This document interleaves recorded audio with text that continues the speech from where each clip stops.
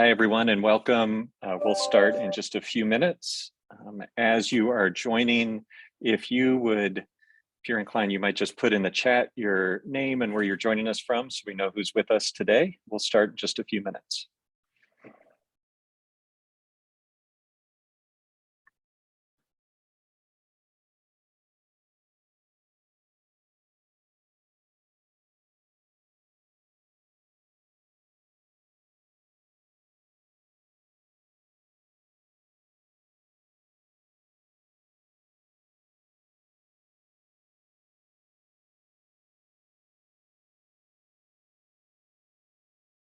Hi, folks. For those that are just joining, if you would share with us where you're joining us from in the chat, that would be great.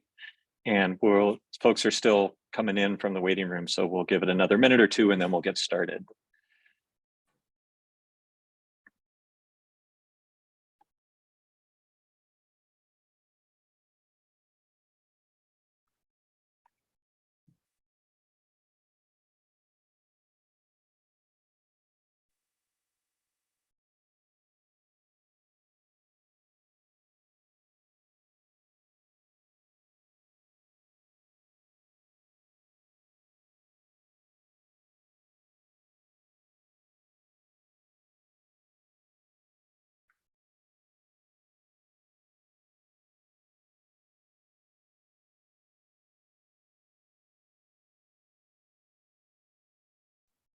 All right, welcome everyone. Thanks for joining us today. Thanks for taking the time to be a part of our conversation. My name is John Hill. I use he, him pronouns, and I'm currently serving as the Interim General Secretary for the Board of Church and Society. For those who are joining with visual impairment or listening to the audio, I'm a middle-aged white man wearing a blue blazer and a light check button-down shirt. Behind me is the screen with our Church and Society logo and our brand promise of living faith, seeking justice, and pursuing peace. Before we begin today's discussion, I just wanted to make a few housekeeping notes. First, to note that our previous justice talks are available on our YouTube page. There'll be a link that is going to be dropped into the chat. And during our time together, if you have questions, please submit it using the Q&A button at the bottom of the screen. We will answer as many questions as we can in real time and then have our panelists address those that we can at the end of our session, given time. And a special thanks to my colleague, Amber Gaines, who is fielding those questions and has done just a tremendous amount of behind the scenes work to make today's conversation possible. With that, I'm excited for our discussion today.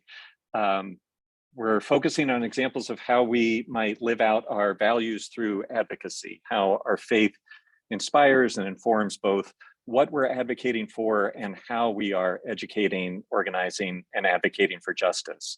We know we're living through a moment of heightened partisanship and division, with real questions about how our structures of governance and whether our own institutions are capable of addressing the urgent issues of the day, from climate to poverty to healthcare access and immigration. How do we as people of faith navigate those divisions? How do we cultivate a deeper understanding rooted in our faith? And then how do we call decision makers to support policy solutions that reflect those shared values? We are joined in our conversation today by three amazing advocates who are going to help us wrestle with some of these questions. I've been honored to work with each of them and learn from them, and whose experience I know is going to give us insights onto how we might better carry out our faith advocacy, both at the national level and at the state level. So by way of quick introduction, joining us today are Reverend Camille Henderson-Edwards. She serves as the Director for Economic Health and Gender Justice here at Church and Society. Prior to joining our staff last year, Camille served as an associate pastor at Cascade UMC in Atlanta, and she directs our legislative and policy advocacy on a range of issues, working both with decision makers in government and with coalition partners to advance our priorities. Also joining us is B. Moorhead, who is the Executive Director of Texas Impact. B has been director at Texas Impact since 2000. And under B's leadership, Texas Impact has moved from fewer than 1,000 members to more than 20,000 members and really established itself as a state and national leader on interfaith education and community leadership. And so grateful, B, that you're joining us today. Our third panelist is Reverend Dr. Sharon Austin, who is the director of Connectional and Justice Ministries with the Florida Annual Conference of the United Methodist Church. In 1981, Sharon made history as the first woman ordained in the 95-year history of Ebenezer Baptist Church in Atlanta, Georgia, home church and former pastorate of the Reverend Dr. Martin Luther King Jr. In 1997, Sharon moved to Florida and transferred her clergy orders to the United Methodist Church, where she has served as a pastor and a district superintendent. And I would also note we are grateful for Sharon's leadership on the board of directors of the Board of Church and Society. So welcome to all of you today. To start us off, I actually wanted to turn to B and Sharon to just share with us a little bit more about your current area of focus for your ministry, and anything you might want to highlight either about particular challenges or ways in which we have partnered together. So I'm going to turn first to B to start us off. All right. So Texas Impact is like organizations that many other states have. It's the convener for mainstream faith traditions, including Christian, Jewish, Muslim, and in Texas's case, a little bit beyond that, where those different faith communities can work collaboratively on public policy issues that they all share a common concern and general orientation towards. So in Texas Impact's case, that means we have more than 24 judicatories in different Christian denominations, and then some non-Christian institutions, each of which sends board members to Texas Impact, and those board members make a collaborative legislative agenda. We've worked with GBCS over the years a lot on both policy interpretation, so getting grounding in the policy issues, and also creating opportunities for people in Texas to work in that collaborative way, especially on federal issues. Thanks, B. And Sharon, from your role as Director of Connectional and Justice Ministries in Florida, would love to hear kind of what is top of mind for you these days, and ways that that we have partnered together. Thank you, John. Now, I know the right answer is not just trying to live through the transition between roles, so I won't give that as the answer, though it's true. But I often have smiled as I've served in this capacity, because when people reach out to Connectional and Justice Ministries, they often have a predetermined way that they think about the work. Much of it is centered around scholarships and grants for ministry initiatives or work that they want to engage. But it is always an opportunity for me to highlight and to share and to educate about the polity of our church and our connectional ministry and the difference it makes in justice and mission and vital congregations wherever people may serve. So you get that extra dose of something if you come to me and have any questions about resources and that kind of thing, because this is an important part of our resources. And I would say quickly, never more than the season in which we're currently located. So I've served as the Director of Connectional Ministries for 10 years. And then in 2016, Bishop Ken Carter asked me to care for the Justice Ministries as we underwent a bit of a reorganization within the conference. And I was glad to do that. And I remember him sharing at that time, this is also your sweet spot. Like, I can tell that this is really where you derive a good bit of your life in ministry, and nothing could have been farther from the truth. And so while it has expanded the work, it has also brought deep meaning and significance to the leadership. And I've been very grateful because we either have had, such as with Florida Impact to end hunger, or developed other community partners along the way with DART, with Faith in Florida, around other essential work. And so I hope that's a model for local churches, that you don't have to have all of the resources to do the work, but you do have to be willing to develop partnerships and relationships so that you can do this work well. And so now we're undergoing another opportunity for reorganization, restructuring, realignment of resources. And I will maintain the Justice Ministry. So I'll serve as the district superintendent and the conference director of Connectional Ministries. And then we just have other people in our conference who will care for some of the other parts of the Connectional work. Awesome. Thanks, Sharon. Thank you. So I'm wondering, maybe we could turn to Camille, and then Sharon, I'm going to come back to you on this same question about what it means for your work and your advocacy that there are United Methodist social principles, that we have specific kind of values and social teachings articulated as part of our polity as a church. Just wondering, maybe Camille, if you could share some answers with that, and then I'm going to turn to Sharon after that. Yeah, so thanks, John. I certainly see the social teachings of our church. So within our social principles, book of resolutions, right? That is my starting point when I consider moments of advocacy and engaging with decision makers, members of Congress here, that I use what we have agreed upon as a church as sort of like my foundation for how I present and represent the United Methodist Church in meetings and other interactions of advocacy. And I do think that it is important to also consider then the credentialing, right, of these social teachings. In my own thought process, it's like, okay, it's not that we are blindly following these things that have been passed down, but we are considering, right, the rich history of the social teachings. And it's start right in 1908 with the social creed and how we were responding, right, to the social issues of that day.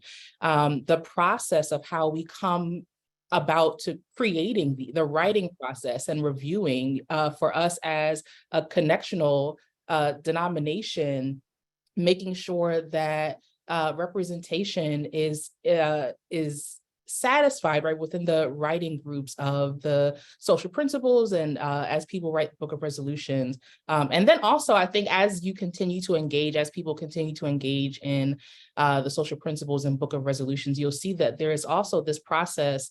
We were talking about the Wesleyan Quadrilateral today, and I feel like that is very much evident when we read, right, that in how we come to think about what we know and how we come to know what we know, right, we are employing these lenses of scripture, tradition, reason, experience, and that you will see is present in the verbiage and what the social principles are talking about. And so the credentialing, right, of the social principles and the fact that these are our agreed upon terms of engagement, right? This is what we believe, this is what we support. That is what I certainly lean on and use as a starting point for considering advocacy and what issues to respond to. And Camille, I from our vantage point here at Church and Society in DC, it's very clear that the advocacy that we do is deeply rooted in the social principles, right? Like if we are doing an action alert, if we're in a member's office, that part of what we're articulating is clearly the specifics of that social principle or resolution on the issue. Sharon, I'm wondering, from your vantage point, how do you use the official teachings? How does the social principles of book resolutions, or just the United Methodist social teachings broadly, how does that inform and kind of undergird your work? Well, interestingly, it has a lot to do with my fairly smooth transition from one denomination to another. And so people often wonder, how did you come from the Baptist church and now you're United Methodist? And when I share with them that I was a member of the Progressive National Baptist Church and the American Baptist Church, I wasn't Southern Baptist. And then they hear more about the story of my connection with Ebenezer Baptist Church, things make more sense. And they made a lot of sense to me. So in many ways, the social principles is a continued opportunity both to voice and to live and to act in ways that resonate with my long history of ministry in the work of justice. And it provides us with, they provide us with language to articulate the concerns, and at the same time, do it with such grace and invitation for dialogue. And so I often think that the social principles are wonderful ways to lift the imperatives of the prophets and the gospels. And just to remember that, and I have often said a version of this during annual conference, during my report, that when we shy away from difficult conversations because we don't have language or we don't think we can engage them respectfully, if we're United Methodists, we actually have those tools. And the social principles are an excellent model for teaching us how to engage difficult conversations, how to do so with respect. And to the point Camille made a few moments ago, how to do so in ways that are relevant. So they are in the moment. There's a reason why we're not limited to the social creed of 1908, which, among other things, lifted issues that were relevant or concerning in 1908. So I've been very excited and feel very honored to have been a part of our social principles consultation and then writing team to help develop what we now have as our revised, proposed social principles as we move toward General Conference. And yes, we think we are going to have General Conference in 2024. So we've just had this work sitting on the burner, keeping it warm for a long time. But I don't want United Methodists to use partisan politics or the person that you hope you don't have to talk to at the family dinner over Thanksgiving or whatever it is as a reason not to do the work. We have our statements, we have our tools, and they help launch other conversations in grace-filled ways. And Camille, to the point of the quadrilateral, I've often said that the wonderful faith and fact cards that we have is also an expression of the quadrilateral. And you could talk about many things just by using the model of the faith and fact card. Make your own and have just about any conversation that's worth having. So thanks, Sharon. And Ashley, I saw your question in the chat about the revision of the social principles, and Sharon just mentioned we are bringing those have been submitted to the General Conference that will be meeting next year in 2024. And so look forward to General Conference affirming that work, which has been a long consultative global process that we're bringing from church and society. So if I could turn to B now. So we talked a little bit about within those of us who are United Methodists, as part of an organization, as the head of an organization that represents multiple denominations, different faith traditions, how do you, in your sort of discernment and advocacy, determine those shared values across traditions that you invite either your members to express or like as part of your advocacy? Just wondering both kind of your process and some examples of those values. Yeah, so it was interesting hearing the conversation about the social principles within the church. I almost raised my hand to say, I mean, outside the United Methodist Church, we also value United Methodist social principles. They're the thing that most denominations don't articulate as clearly as the United Methodist Church does is they all have some set of social principles. All denominations have some kind of social teachings, positions on the issues. They're not always as accessible to all the lay people in the denomination as the United Methodist social principles are. What we do with them, and I have at least one board member on the call that I saw in the chat. So he'll ask a question if I don't say it right. But the Texas Impact board members are responsible for ensuring that no position that Texas Impact takes on an issue conflicts with the social principles of their denomination at the national level. So, for example, thinking about the United Methodist social principles, Texas Impact doesn't take policy positions at the Texas Capitol that would put United Methodists in conflict with their social principles nationally versus Texas Impact's work at the Capitol. So what we try to do is to make sure that all of our members and the congregations that belong to us and their members are aware that those social principles are live and relevant in all of the denominations. So we have a spreadsheet actually that I could share with you that is a fantastic crosswalk of all of the denominations that participate in Texas Impact, divide by social principle with links to, for the disciples, for climate change, the social principles would be here. United Methodists, for the death penalty, it's here. And death penalty is actually the very first time that I remember using the social principles in a really orderly way. We made posters for each of the denomination. You can have a copy of that chart. We made posters for congregations, like little 8x10 posters that had all the different denominational statements about the social principles of the Methodist Church, the disciples, the Presbyterians. That's mine. Ours tend to be wordy. No one is surprised. But everybody who was not Presbyterian said, gosh, I didn't realize the Presbyterians had a statement on that. Everyone who was not Methodist said, gosh, I didn't realize the Methodists had a statement on that. It's seeing all of them together that makes, and I think that makes the advocacy point when you go to the Capitol in DC or in your state, and you can say, it's not just me. This is all of these traditions that they all line up. It's a big deal. Yeah, I'm thinking that would be a super useful chart even for us that work sort of at national level as we do our interfaith work. We have a sense over the years of each other's positions, but we spend a lot of time articulating our own position. I see that in the chat. Like, how do we encourage our own members, our own pastors to lift up our social teachings? Right, that's a constant challenge for us, but also just to be aware of the places of intersection and maybe the places of nuance or difference between the different denominations as well.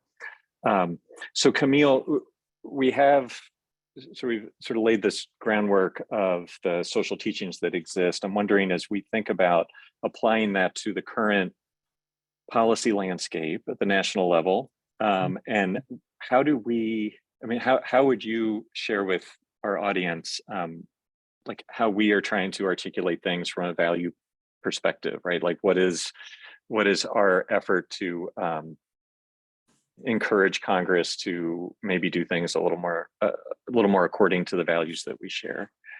Yeah. So starting a couple of months ago, I know that people who are on this call who are a part of our listserv have been receiving emails and social media posts about this campaign called the Grace Over Greed campaign. And it's really, I really want to use the language of like a framework of thought, because as Congress, as decision makers are along this journey of determining a number of things, right? So we have just come out of, at the federal level, conversation around the debt ceiling, right? And what would be included in that or not included. And there were concerns about restricting access to programming, right? Cutting funding. And so we know that even after the debt limit deal had been confirmed, right, there are now concerns about persons who will no longer have access to Medicaid, right, because of the age requirement, right, or people who would no longer have access to SNAP, right, because of work requirements. So considering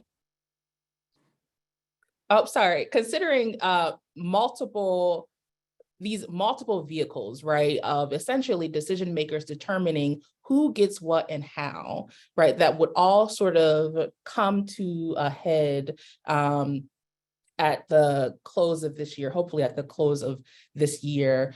Our intention has been to bring forth this like moral framework that in our conversations with decision makers, that they know that our priority is in your decision making to make a choice between grace and greed.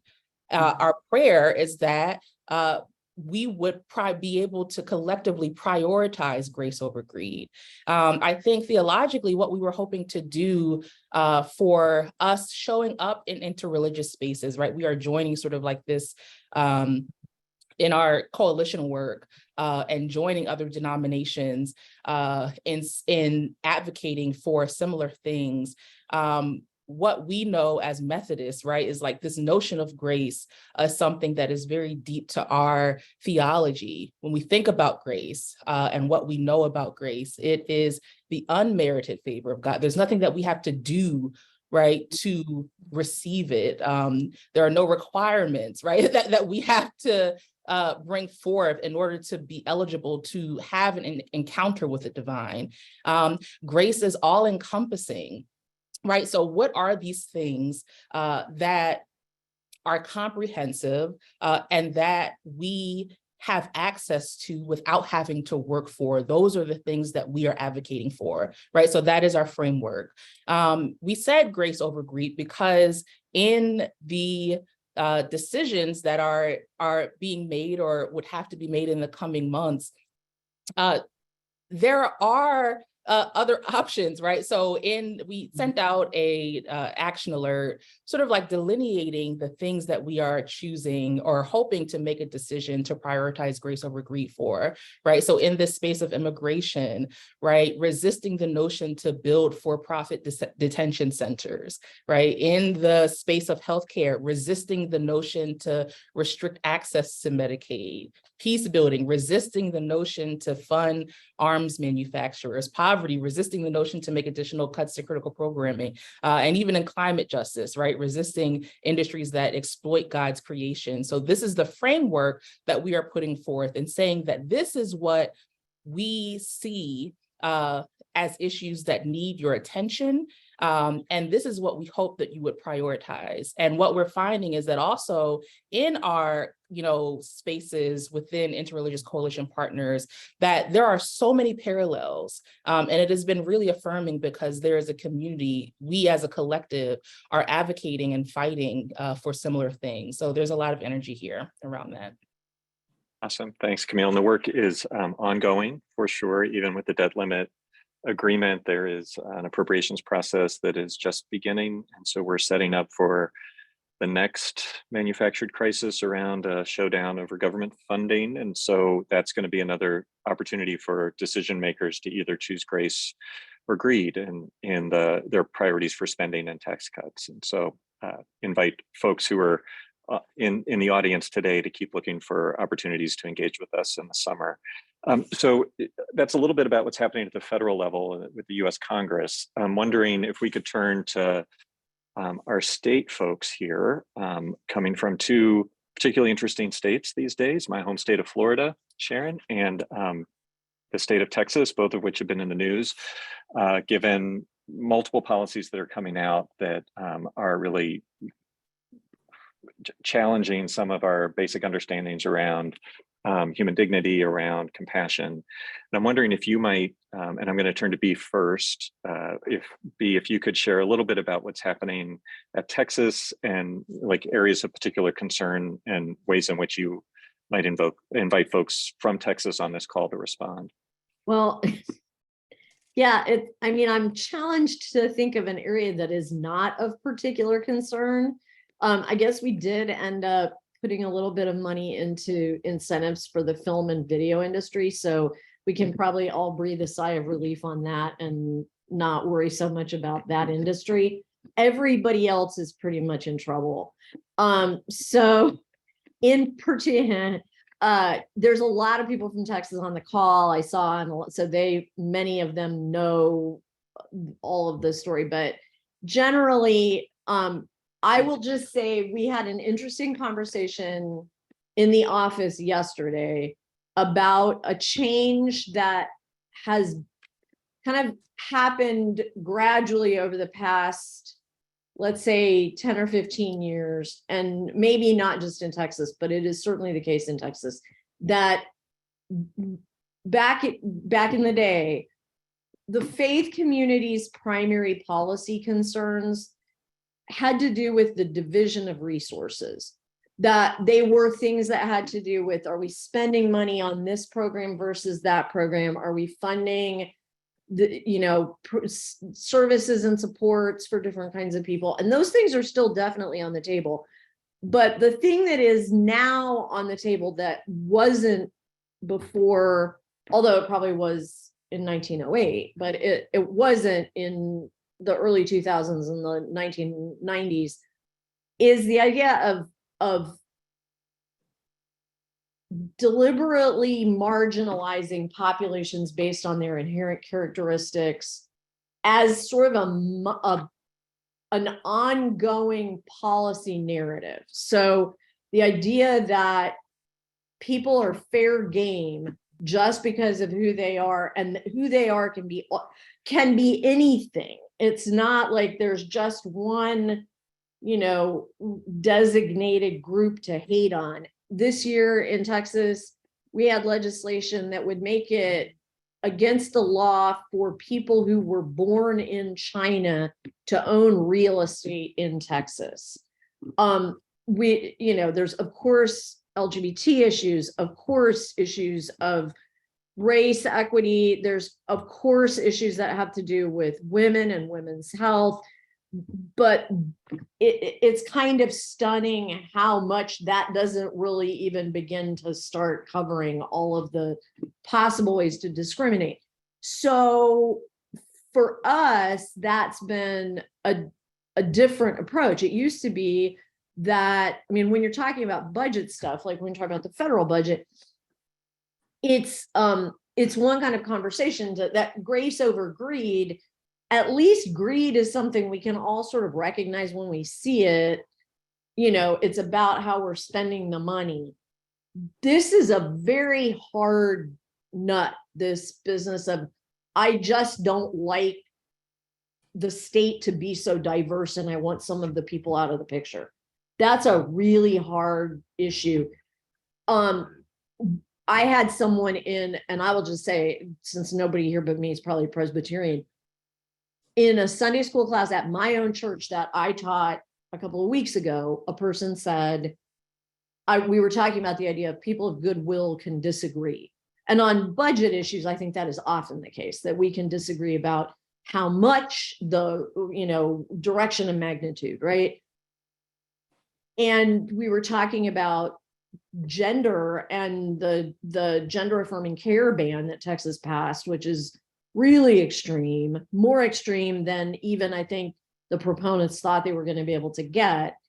And that person in my Sunday school class said, well, I pretty much support that ban, and can't people of goodwill disagree? And I was really sort of brought up short. And fortunately, there's a doctor in the class, and he said, you know what, I'd like to go ahead and take this question. But in reflection, as I was driving home, and I was like, geez, I thought it was so shocking to me. What I thought was, we can disagree about how we're going to spend the money, but we can't disagree about whether all of us get to exist or not. And that's the big question, I think, in Texas right now. Sharon, how are things in Florida right now? So the really short answer would be, if I just said to be ditto, like ditto, that's kind of the way it is. We could have created one narrative actually between our two states. And I want to test something out with B in particular, and then all of you, just something to think about. I heard a former elected official in Florida make a statement, and I wouldn't necessarily agree with this person in terms of their own position on many things, but this did give me pause, namely that Florida and Texas and a few other states are places where there is a likelihood that a person in leadership, so let's just say it could be the governor, likely could be a governor, but not necessarily, would also become a presidential candidate. And when that is the case, you are really open to seeing leadership in a very different way. Because along with whatever, is the, whatever are the needs and the expectations around state government, there is this play for the larger audience. Hence, it opens the door for some of what we would perceive as very extreme legislation that is intended to pique the interest of people beyond the borders of our states. And I think that is exactly what we're seeing. And so the place where I begin, this is partly, I think, my Ebenezer orientation. It's partly the fact that Ebenezer was a part of a denomination that split in 1961 because there was disagreement on what ought to be the business of the church, particularly if you see social justice, for us, social holiness, as somehow antithetical or not in the same conversation with evangelism. That voting rights and anything that gives people an opportunity to voice their opinions and preferences is essential to every other conversation that you will have. If people don't have the right to vote, if there is a concerted effort toward disenfranchising segments of the population, which look in Florida like not having the same voting hours or not having as many voting days or as many opportunities for mail-in ballots and drop-off ballot boxes and just the whole litany of things that continue to kind of squeeze the opportunity and propensity of people voting as they had the opportunity, then what you're essentially doing is also making a decision about many other things that are in the pipeline. So if we can't vote or we don't vote, then by default, we've made a different decision. Very troubling for us, and I'm thinking about this annual conference where our beloved community dinner focused on gun violence prevention. It was not an accident that this was relevant for us as we move toward permitless carry in Florida. That will be effective in a couple of days. So you don't have to have training, nor do you have to have a permit to carry a gun. You can just carry a gun.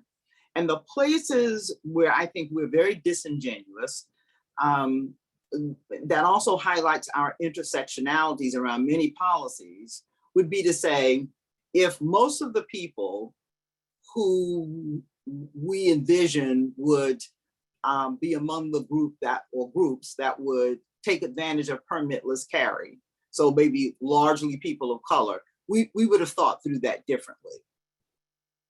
But we see one group as victims and other people as perpetrators. And so what we think we're doing with these kinds of policies is enabling the group, the dominant group, who needs to have a certain measure of protection and lifting up their sense of freedom. So this is a little bit around entitlement to carry a gun, to own a weapon. And of course, our conversation was not about the Second Amendment. We always want to make that clear. It wasn't a Second Amendment conversation, but it is about safety. And then who is more likely to become the victim of gun violence, whether it's children or women in domestic situations or people of color in law enforcement. And so not to have those conversations, not to drill down deeper than the actual policy, is really to kind of lay our heads on the sand and not have the conversations that we have an opportunity to have.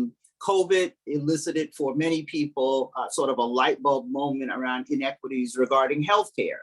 Yet, one of the significant conversations, battles, if you will, that we have had both on the state level and the federal level, women's access to reproductive health. It includes their access to abortions, but women's health on a daily basis includes so much more than that. And for some women, it never includes That's just never an issue just for them for a whole host of reasons. We're talking about people who have now been booted off, Medicaid.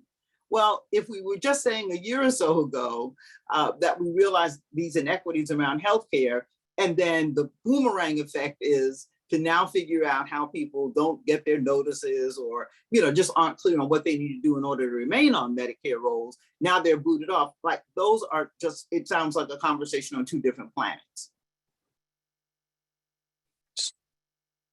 So Sharon, I'm going to ask both you and B sort of like as a follow-up, and in the midst of all of that, and B, I was really struck by your sort of distillation of how we can disagree on many things. We can't disagree on the right to exist. I'm wondering, feels like what is the role for us as faith leaders, faith congregations to help folks, maybe remind folks, invite folks to remember the image of God in others? It feels as though there is such a disconnect between folks who are coming in to the pews and hearing the word of God every weekend, and then going out and sort of propagating these policies and these ideas that are very, contrary to our faith teachings. I'm just wondering if you all can sort of briefly, maybe what is that piece? How do we reflect that from our pulpits, from our in our advocacy? Yeah. I mean, one thing is, and this is sort of the softball, and I'll let Sharon do the hardball, but the softball is to remember that elected officials are made in the image of God too, right? So that you would not, one way to say it would be you wouldn't treat someone you love the way that we sometimes treat elected officials, but also you wouldn't let someone you love get away with what we let elected officials get away with. You would not write them off and assume that they are just what we say routinely, that's just a bad person. He's just a bad guy. Well, not if we agree that they are made in the image of God too, then we don't get to do that either. You don't get to walk away and say that person's just bad and that one's rotten, we should just throw them away. So we make a big issue about saying, if you don't like the votes people are casting in the Capitol, you have to work harder with them as a constituent. And that is everything that you would do if they were your dysfunctional family member, if they were your child, right? You've got to be on top of them more. You have to check in with them more. You got to be more straightforward about what is and is not acceptable behavior. You have to keep giving them positive feedback for the things that they do that are right, and not let that become an opportunity to not give the feedback when they do the thing that's wrong. It has to be okay to say, I'm really proud of you for doing thing A, and I'm really angry about thing B. And those things can both be okay in my relationship with an elected official, just as much as they can be with my kid. B, I think it's a misconception for us to think that all the work that needs to be done is completed in a 1-hour worship service on Sunday morning and a 20-minute message. I actually preach longer than 20 minutes, but anyway, that doesn't mean a thing. That's just not the place. And so that's an opportunity to hear the message of the gospel, to be reminded of God's love, which is then the energy and the reason, and all about kingdom work that sends us forth. But it is not the beginning and the end of all of our work. And so this, opportunity for discipleship formation, or, as we say in the Methodist Church, the work of sanctification keeps taking place over and over again. It continues. And if we provided people with opportunities to see the gospel, to experience God's love in action, often through relationships with whoever constitutes other for the group of folks in a congregation, then I think that's the beginning of sort of opening the door a crack, because people will often say, and we've heard this, they love so-and-so, you know, it's a great friend and a co-worker, and they would do anything for them, but they will often say disparaging things about the group of which this person is a part. Knowing the person is their introduction to the conversation. It's not the end of the work. And I think that is one of the places where, you know, where we're challenged. We don't encourage people to engage whatever is uncomfortable, new, different, diverse, and instead, you know, often create opportunities. And the church is guilty of this, of sameness, you know, being able to always, you know, sit together, share a meal together, be in Sunday school classes together, and so forth. And we don't really push people beyond what is their comfort zone. Can I just jump in really quickly to that? So the recently retired president at Austin Seminary, where more than half of the student body are United Methodist, I understand. He said one time in a sermon, he said, church is like language school. Mm-hmm. It's where we go to learn the language. All right, Phil, fine. To learn the language that then we're going to speak the rest of the week. But if people don't, so it's just like, you know, taking a language class in high school. You can take the class, but if you never have a chance to practice the language, then you won't really internalize it, get good at it. So those experiences that you're talking about have to be there for people to immerse themselves and intentionally practice that language the other 6 days a week. Exactly. Awesome. So I'm appreciating this conversation, and I know that I can sit here and talk to y'all for the rest of the afternoon, and I'm mindful of time. And so I do want to pivot a little bit and maybe invite Camille back into the conversation, thinking through, and this will come to all three of you. There are a lot of challenges out there. I'm wondering if you could share either a story of success or a word of hope that you're feeling right now in the midst of many of the things that we've named on this call. Camille?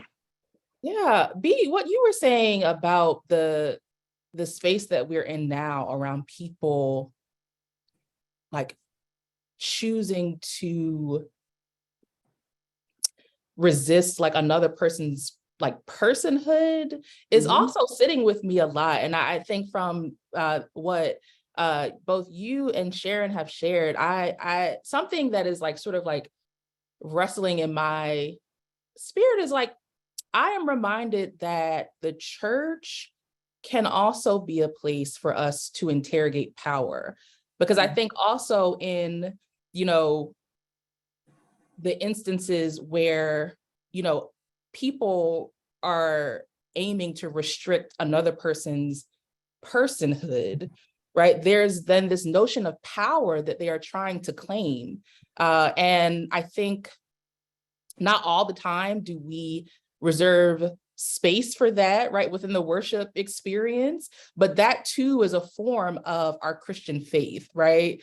That Christ came to disrupt power.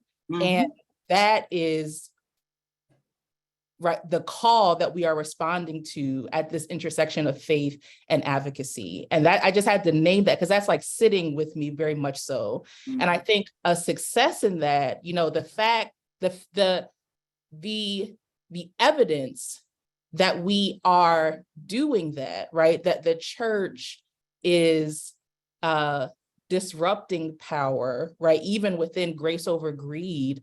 The fact that I get a lot of joy, one, when we are able to build relationships with decision makers wherein they are able to reach out to us to ask what our experience has been on the ground, right? So for example, when we were having discussions around SNAP, right, this was not just a, you know, or not, I won't say not just a, but in addition to the conversation that we were having about this is how morally, right, we see this as an important thing to make sure that people have food. We were also able to connect that to, these are what our churches are doing, right? We found that in the pandemic, that a lot of churches stepped up to the plate, as is our, right, that is the work of ministry for us, for clergy and lay leaders, lay people, to make sure that our neighbors have food through food pantries and food drives, right? We saw a lot of that.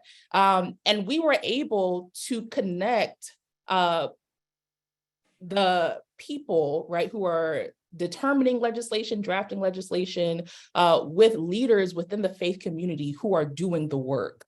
And so I feel that our ability to continue to build relationship by way of that, of saying that these are the social issues that are happening, right? We as the faith community are not simply in the, like we are not just people who live in ancient Israel, like we are communities that are guided by our biblical values or theological values, Christian values, and we're putting those things to action such that they inform how we might be able to do better.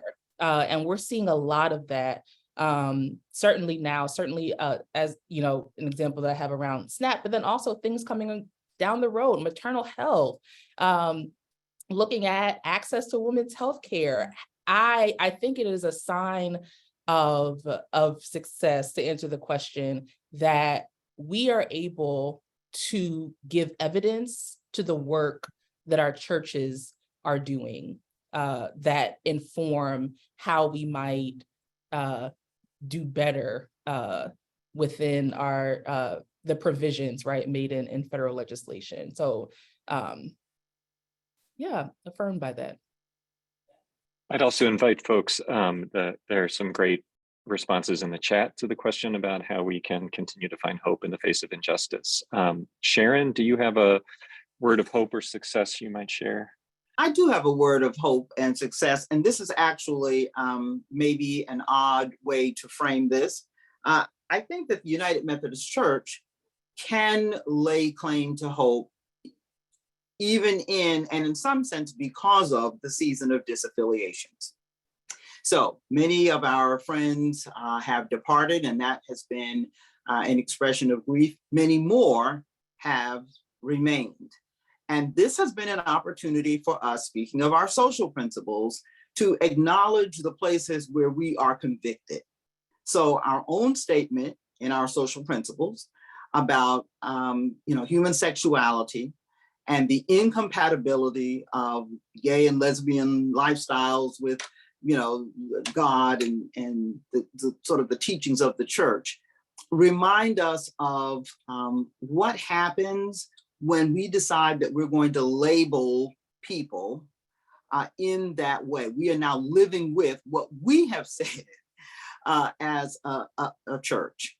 And the fact that there are folks who feel pretty firmly that that is in fact the case, that it is incompatible, but at the same time have decided to remain, is a way of thinking about the fact that there are folks who are still open to another conversation or a continued conversation. It's not everyone who had an opinion on this, especially if they were not in support, then decided they were going to leave the church. Some people are pretty clear, but they're still United Methodists, which means we have another opportunity to try to get this right. So recently, B and friends, we were privileged to have Dr. Levy Batista on the Church and Society staff join us and lead a workshop on the social principles. Yes, John, that's where Levy was that day when you were calling him. He was actually working with us in Florida. And he pointed out something very interesting, namely that the only other social principle where the term incompatible is used is about war. And I thought, now, if you were to ask people, are you pro or against war? Are you in support of war? You would probably open the door to just a ton of caveats. Well, if it's self-defense, well, if it's such and such. So we have the capacity to hold different things in tension at the same time. It really boils down to our own investment, our own personal stance on it, and really how much we value the relationships that keep us together and keep us talking. So I actually think that that is a sign of hope.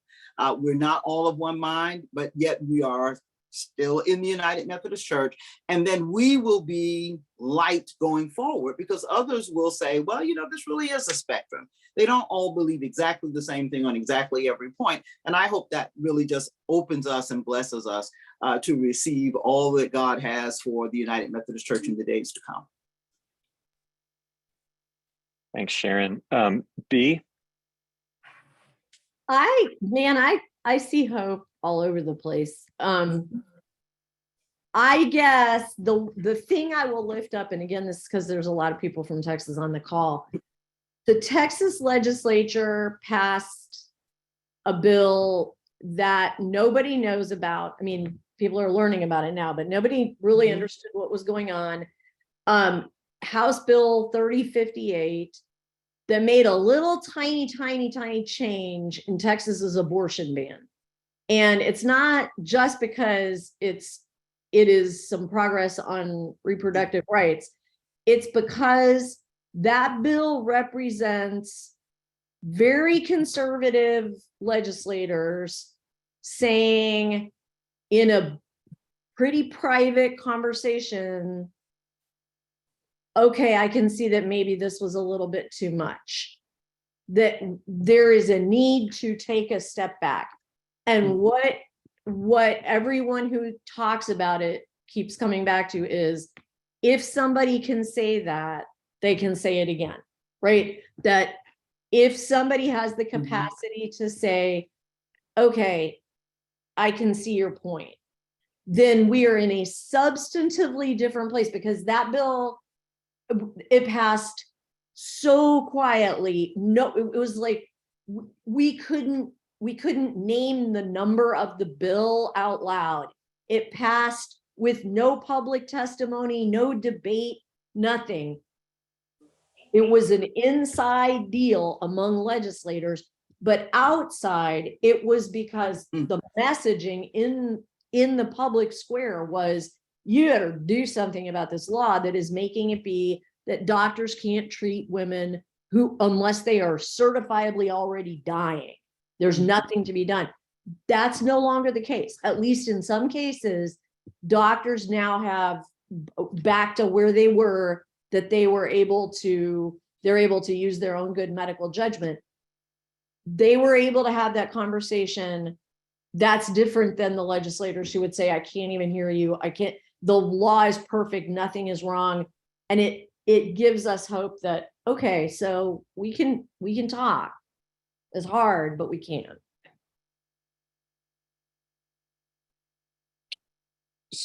So we're coming up towards the end of time, and I just want to give just a word of deep appreciation for the three of you. You know, I've been in this work for a few years, and I learned things today and helpful reminders, just in terms of both how we engage with those who we disagree with, who may be in our families, who may be in places of power, and how we find hope in the midst of what are incredibly challenging times right now. I'm grateful for the audience and all the chat that's going on. There were some great comments in there. We will make sure to send out the links to y'all, and to make sure that this, which has been recorded, is going to be posted up on our YouTube page, and we're going to send out this as a follow-up email for everyone who's been registered. So look forward to having another one of these conversations in the near future. You'll get information about that, but just thanks to all of you as panelists and all of you in the audience for the conversation today. So blessings as you move throughout the rest of your day, and we will see you next time. Blessings.